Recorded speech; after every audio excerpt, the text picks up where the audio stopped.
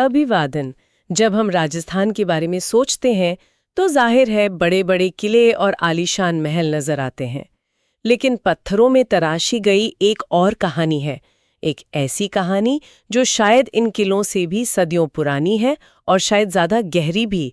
ये कहानी है राजस्थान के मंदिरों की। आज हम इसी कहानी की गहराइयों में उतरने वाले हैं। हमारे पास जो स्रोत हैं वो हमें 7वीं सदी से लेकर 17वीं सदी तक यानी पूरे 1000 साल के सफर पर ले जाते हैं। हम देखेंगे कि राजस्थान में मंदिर बनाने की कला कैसे शुरू हुई, कैसे बदली और कैसे अपने शिखर पर पहुंची।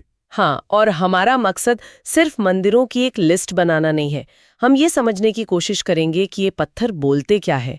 गुर्जर प्रतिहार शैली से सोलंकी शैली तक का ये बदलाव, क्या ये सिर्फ डिजाइन का बदलाव था या उस दौर के समाज, राजनीति और समृद्धि को भी दिखाता है? बिल्कुल, ये तो ऐसा है मानो हम पत्थरों पर लिखा राजस्थान का इतिहास पढ़ रहे हों, बिल्कुल शुरू से। तो चलिए शुरू करते हैं।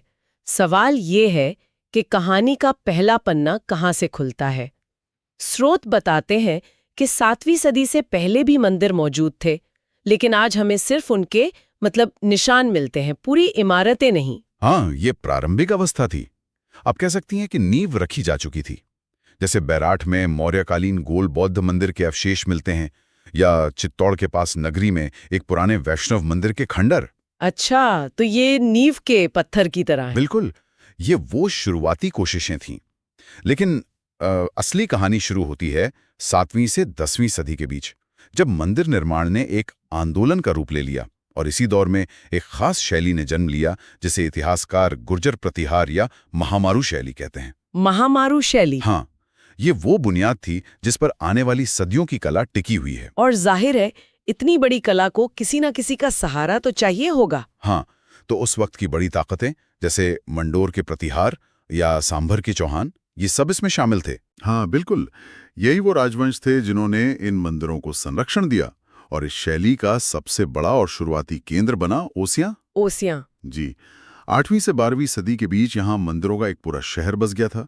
सच्चाई माता मंदिर, सूर्य मंदिर, हरिहर मंदिर, ये उस दौर के कला के आप कह सकते हैं हॉटस्पॉट्स थे। तो ये शैली सिर्फ ओसियां तक ही सीमित नहीं रही होगी? नहीं, बिल्कुल नहीं, यहीं से ये फैली। पाली के आवा में कामेश्वर मंदिर है 9वीं सदी का, फिर बालोतरा के पास खेड़ में रणछोड़ जी का मंदिर, ये सब उसी दौर के हैं। और सीकर का हर्षनाथ मंदिर भी? हाँ, और सीकर में हर्षनाथ मंदिर भी। ये दिखाता है कि ये एक शाही शैली थी जिसे अलग अलग शासकों ने अपनाया। मतलब ये कि ये सिर्फ राजाओं की राजधानी में नहीं बल्कि वहां भी बन रहे थे जहां से पैसा और लोग गुजरते थे। एक मंदिर का जिक्र मुझे बहुत दिलचस्प लगा, किराड़ू का सोमेश्वर मंदिर।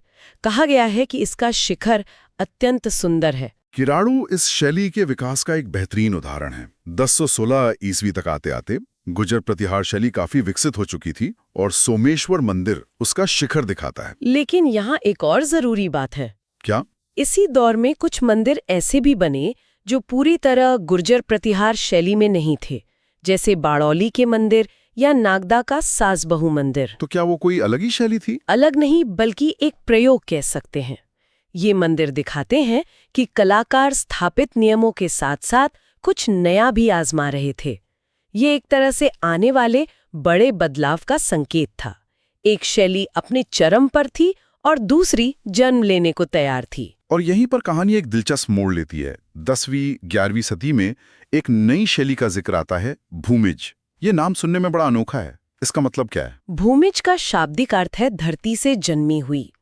इसकी सबसे बड़ी पहचान इसका शिखर होता है। आप कल्पना कीजिए कि एक मुख्य मीनार है और उसके चारों तरफ उसी के छोटे छोटे रूप उग रहे हैं, जो सब मिलकर एक पहाड़ जैसा प्रभाव पैदा करते हैं। अच्छा, ये देखने में बहुत संगठित और शक्तिशाली लगता है। हाँ। पाली में सेवाड़ी का जैन मंदिर या मैनाल का महानालेश्वर मंदिर इसके बेहतरीन उदाहरण है। और फिर आता है 11वीं से 13वीं सदी का समय, जिसे हमारे स्रोतों में मंदिर शिल्प का स्वर्ण काल यानी गोल्डन एज कहा गया है। इस दौर की मुख्य शैली थी सोलंकी या मारू गुर्जर शैली। ऐसा क्या खास था इसमें कि इसे स्वर्ण काल कहा गया? इसकी कुछ बहुत स्पष्ट पहचानें हैं। पहली मंदिर अब जमीन पर नहीं बल्कि एक ऊंची पीठिका या चबूतरे पर बनाए जाने लगे, ताकि वो और ज्यादा भव्य और विशाल दिखे। बिल्कुल। और दूसरी और सबसे बड़ी पहचान थी अलंकरण यानी सजावट। पत्थर पर इतनी बारीक और ज्यादा नक्काशी होती थी कि कोई भी कोना खाली नहीं छोड़ा जाता था। तो ये सिर्फ कला का विकास नहीं था, बल्कि ये उस दौर की समृद्धि का भी प्रतीक था। आपने बिल्कुल सही पकड़ा। ये सिर्फ कला नहीं थी, ये शक्ति और समृद्धि का प्रदर्शन था। उस समय गुजरात और मारवाड़ के बीच व्यापार अपने चरम पर था और उस धन का एक बड़ा हिस्सा इन मंदिरों में लग रहा था। मतलब ये एक तरह से अपनी भक्ति और ताकत का सार्वजनिक ऐलान था। हाँ, कि देखो हम पत्थर पर भी सोने जैसा काम करवा सकते हैं। उसिया का सचियाय माता मंदिर और चित्तौड़ का समिद्धेश्वर मंदिर इसके शानदार उदाहरण हैं। तो क्या 13वीं सदी के बाद ये स्वर्ण काल अचानक खत्म हो गया? क्या हुआ इस कला का? अचानक तो नहीं, लेकिन बड़े मंदिरों के निर्माण की रफ्तार बहुत धीमी हो गई। स्रोत इसके कारण भी बताते हैं। बाहरी आक्रमणों का दौर शुरू हुआ और कई बड़े मंदिरों को तोड़ा भी गया। ऐसे माहौल में बड़े पैमाने पर निर्माण करना मुश्किल हो गया था। लेकिन कला मरती नहीं है, बस अपना रूप बदल लेती है। इस मुश्किल दौर में भी तो कुछ मंदिर बने होंगे। बिल्कुल, कला ने जिंदा रहने का रास्ता निकाल ही लिया। उदयपुर का जगदीश मंदिर, एकलिंग जी का मुख्य मंदिर और आमेर का जगत शिरोमणि मंदिर, ये सब इसी चुनौतीपूर्ण दौर में बने। ये दिखाते हैं कि संरक्षण और निर्माण की परंपरा किसी न किसी रूप में जारी रही। और फिर 16वीं-17वीं सदी के बाद एक और बदलाव आया, जब राजस्थान में हवेली शैली के मंदिर लोकप्रिय हुए। ये उस लंबी यात्रा का एक नया पड़ाव था। ये तो हुई पूरी कहानी की एक झलक। अब कुछ खास मंदिरों पर थोड़ा और गहराई से बात करते हैं, जिनके बारे में स्रोतों में कमाल की जानकारी है। जैन मंदिरों से शुरू करें। उनकी वास्तुकला की तो अपनी एक अलग ही पहचान है। हाँ, जैन वास्तुकला इस पूरी कहानी का एक बहुत महत्वपूर्ण हिस्सा है। देलवाड़ा और रणकपुर के बारे में तो सब जानते हैं, लेकिन इनके अलावा भी ओसियां, जैसलमेर, पाली और सिरोही में शानदार जैन मंदिर बने हैं। पर सबसे पहले बात करते हैं मेवाड़ के सबसे महत्वपूर्ण मंदिर की, एकलिंग जी। एकलिंग जी मंदिर उदयपुर के पास। इसे बप्पा रावल ने बनवाया था, लेकिन इसका महत्व सिर्फ एक मंदिर होने से कहीं ज्यादा है ना? कहीं ज्यादा। एकलिंग जी मेवाड़ के शासकों के कुल देवता हैं।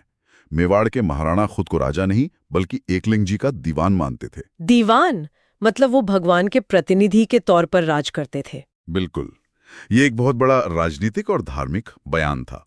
मंदिर के अंदर काले पत्थर की चौमुखी शिव प्रतिमा है, और दिलचस्प बात यह है कि उसी परिसर में महाराणा कुंभा का बनवाया एक विष्णु मंदिर भी है, जिसे कुछ लोग मीरा मंदिर भी कहते हैं। अच्छा, अब उस मंदिर पर आते हैं जिसे राजस्थान का खजुराहो कहा जाता है, बाड़मेर में किराडू के मंदिर। ये नाम सुनते ही दिमाग में मूर्तिकला और शिल्प की एक खास तस्वीर बनती है। और ये उपाधि उसे अपनी मूर्तिकला की वजह से ही मिली है। ये 11वीं-12वीं सदी के मंदिरों का एक समूह है, जिसमें सोमेश्वर मंदिर मुख्य है। लेकिन इसकी सबसे बड़ी खासियत है शैलियों का संगम। हाँ, यहाँ आपको गुप्त काल की सादगी, परमार शैली की बनावट और सोलंकी शैली की बारीक नक्काशी, तीनों का असर एक ही जगह पर देखने को मिलता है। ये एक अद्भुत फ्यूजन है। हमने अब तक राजनीतिक और धार्मिक शक्ति की बात की, लेकिन मंदिरों के पीछे अक्सर बहुत व्यक्तिगत और भावनात्मक कहानियां भी होती हैं। आमेर का जगत शिरोमणि मंदिर इसका एक बेहतरीन उदाहरण है ना? बिल्कुल, ये मंदिर राजा मानसिंह की पत्नी कंकावती ने अपने बेटे जगत सिंह की याद में बनवाया था। यह पूरी तरह से एक माँ की अपने बेटे के लिए श्रद्धांजलि है। लेकिन इसमें एक और बात है जो इसे ऐतिहासिक रूप से अद्वितीय बनाती है। वो क्या है? यहाँ भगवान कृष्ण की जो काले पत्थर की मूर्ति है, कहा जाता है कि ये वही मूर्ति है जिसकी पूजा मीराबाई चित्तौड़ में करती थी। मानसिंह इस मूर्ति को चित्तौड़ से सुरक्षित आमेर ले आए थे। ये तथ्य इस मंदिर को सिर्फ एक पूजा स्थल नहीं, बल्कि इतिहास का एक जीता जागता पन्ना बना देता है। अब चलते हैं उस जगह पर जिसे सोलंकी शैली का शिखर माना जाता है, माउंट आबू में देलवाड़ा के जैन मंदिर। इनके बारे में कहा जाता है कि ऐसी पत्थर की नक्काशी कहीं और नहीं है। ये बात 100% सच है। यहाँ मुख्य रूप से 2 मंदिर हैं, विमलवसी और लूणवसी। इनकी पहचान है संगमरमर पर की गई अविश्वसनीय रूप से बारीक नक्काशी। जब आप इसे करीब से देखते हैं तो यकीन नहीं होता कि ये इंसानों का काम है। ऐसा लगता है जैसे किसी ने पत्थर पर लेस का काम कर दिया हो। लेस का काम? हाँ, छतें, खंभे, मेहराब, हर इंच पर कला का ऐसा प्रदर्शन है जो आपको हैरान भी करता है और विनम्र भी। और एक और मंदिर है जो अपनी भव्यता से हैरान करता है, रणकपुर का जैन मंदिर। इसके बारे में जो तथ्य स्रोतों में दिया गया है वो तो अविश्वसनीय लगता है। आप 1444 स्तंभों की बात कर रही हैं। 1444 स्तंभ और हर एक अलग, ये तो कल्पना से भी परे हैं। मतलब किसी आर्किटेक्ट ने बैठकर ये सब डिजाइन किया होगा। ये तो इंजीनियरिंग का भी एक चमत्कार है, सिर्फ कला का नहीं। बिल्कुल, इसीलिए इसे स्तंभों का अजायब घर कहते हैं। और कमाल की बात यह है कि आप मंदिर में कहीं भी खड़े हो जाएं, कोई भी स्तंभ मुख्य मूर्ति के दर्शन में रुकावट नहीं बनता। अच्छा। इसे एक जैन व्यापारी धरणी शाह ने महाराणा कुंभा के समय में बनवाया था, और क्योंकि इसके गर्भगृह में मुख्य प्रतिमा चारों दिशाओं की ओर मुख किए हुए है, इसे चौमुखा मंदिर भी कहते हैं। और अंत में एक ऐसा मंदिर जिसका नाम शायद सबसे ज्यादा अनोखा है, नागदा का सासबहू मंदिर। ये नाम कैसे पड़ा? ये लोक भाषा का जादू है। ये मंदिर असल में भगवान विष्णु को समर्पित था, जिनका एक नाम सहस्त्रबाहु भी है, यानी 1000 भुजाओं वाले। अच्छा, तो सहस्त्रबाहु से सासबहू हो गया। हाँ, समय के साथ बोलते बोलते सहस्त्रबाहु का अपभ्रंश सासबहू हो गया। बाद में लोगों ने कहानी बना ली कि एक बड़ा मंदिर सास का है और छोटा वाला बहू का, लेकिन असल में दोनों ही मंदिर विष्णु को समर्पित थे। और उनकी नक्काशी और अलंकरण लगभग एक जैसा है, जो उस समय के शिल्पकारों की बराबरी की कला को दिखाता है। तो ये थी राजस्थान के मंदिरों के विकास की कहानी। 7वीं सदी की नींव से लेकर गुर्जर प्रतिहार शैली के विस्तार तक, फिर सोलंकी शैली के स्वर्ण काल से गुजरते हुए चुनौतियों के बीच भी कला को जिंदा रखने की एक अद्भुत यात्रा। बिल्कुल। इन सभी स्रोतों से जो सबसे बड़ी बात निकल कर आती है, वो ये है कि राजस्थान के मंदिर सिर्फ पूजा करने की जगह नहीं है, वे पत्थर पर लिखा गया इतिहास हैं।